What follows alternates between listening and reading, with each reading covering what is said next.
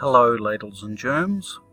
Let's look at the answers to the short answer assignment, and we'll focus on question 1 here. Now you remember that this question was about the housing bubble in Sydney and some possible policy remedies that governments might investigate, at least theoretically anyway. But before we do that, we need to think a little bit about the housing market, particularly in Sydney and Melbourne, but in other cities in Australia as well.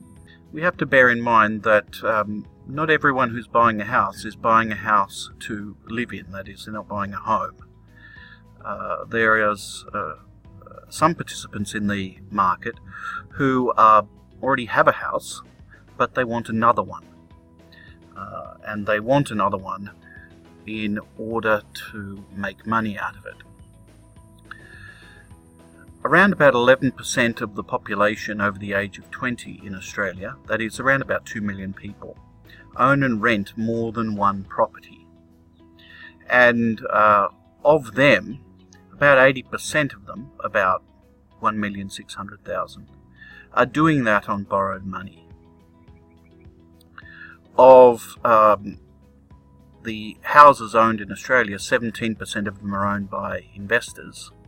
And in the case of units, it's 48% are owned by investors, which is a very large number.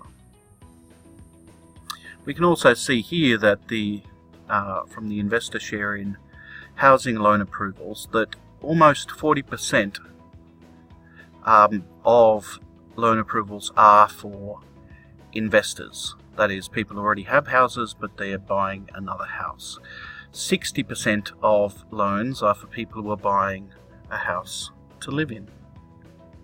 Now, obviously, of these investors, some percentage of them, we don't know how many exactly, some percentage of them are purchasing a long-term investment. That is, they're purchasing a property in order to rent it out over a long period of time in order to generate an income stream for themselves, in addition to their or other existing income streams.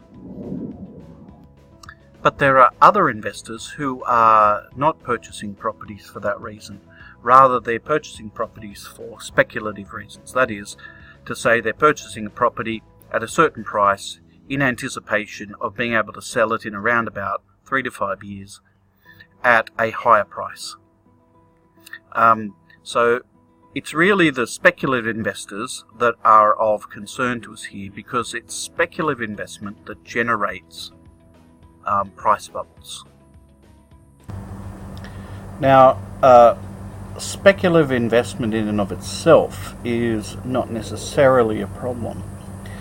The real issue for us, as it relates to a price bubble, is what we can call destabilizing speculative price expectations. And this is, for a bubble, is where there is an expectation that prices will always be going up. That is, for each investor, they think, I can purchase the property at price X, whatever that price is, whether it's low or ridiculously high,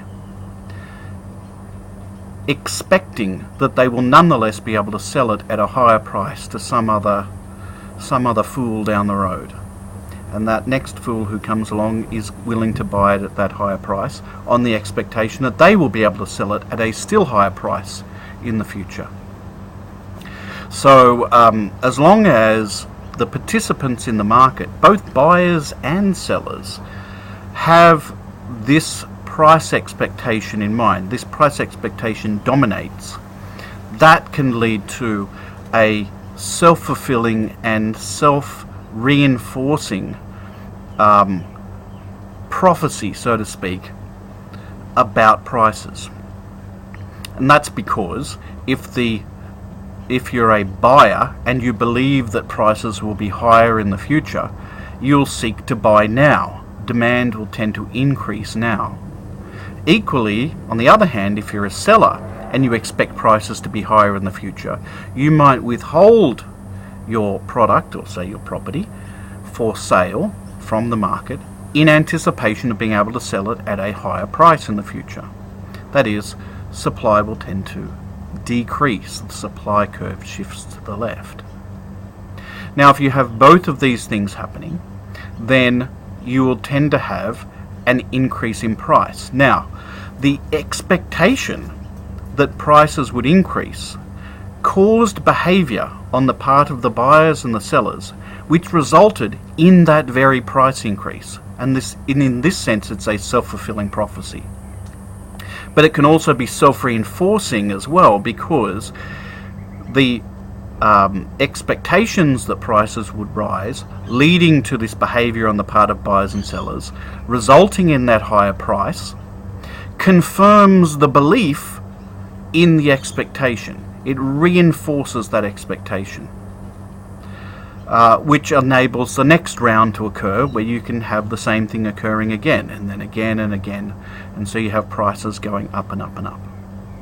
Let's look at that graphically. Incidentally, if you want to read about a classic example of that, not with houses but with tulip bulbs, you can look up Tulip Mania on the internet, and you'll find an interesting little episode in the history of Holland, when there was an explosion in the price of tulips, which was due to speculative investment in tulip bulbs. So let's look at a simple demand-supply model to illustrate and get an understanding of how destabilizing price expectations can cause a bubble.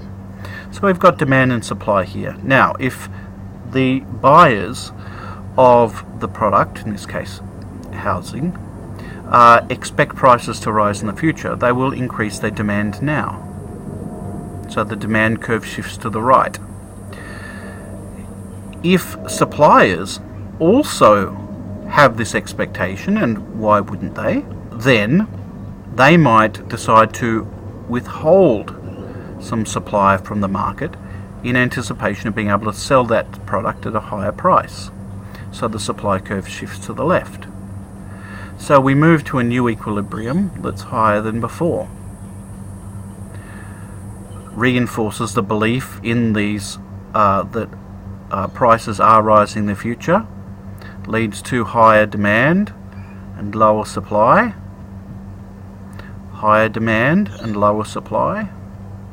So you get an explosion upwards in the price of the product. The equilibrium price rises. The equilibrium quantity, however, doesn't necessarily have to change at all. I've drawn it so that it doesn't change at all. It could move around. So the equilibrium points could move out here like this, for example, in which case the equilibrium quantity would be higher, but it could be lower as well. The point is that the price will always be going up.